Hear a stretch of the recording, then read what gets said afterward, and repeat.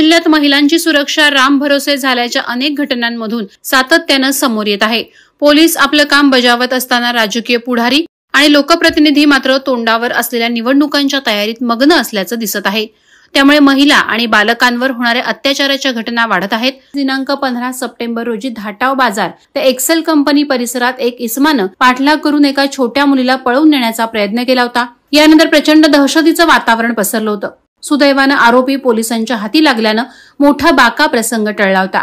मात्र आता पुन्हा एकदा रोह्यात अवघ्या 12 वर्षीय मुलीचा विनयभंग झाल्याची घटना समोर आली आहे। दिनांक 5 ऑक्टोबर आणि 7 ऑक्टोबर रोजी भुवनेश्वर परिसरात ही संतापजनक घटना घडली। 12 वर्षीय अल्पवयीन मुलगी शाळेतून घरी परत येत असताना मनीष सुग्रीव विश्वकर्मा राहणार अष्टमी रोहा यानं तिचा पाठलाग केला।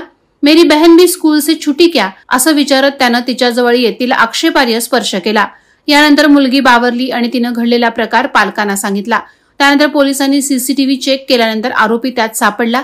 ग्रामस्थांनी पोलिसांच्या मदतीनं लिंगपिसाट आरोपी मनीष विश्वकर्मा याला शोधून काढलं आणि चांगलाच चोप देत पोलिसांच्या हवाली केलाय।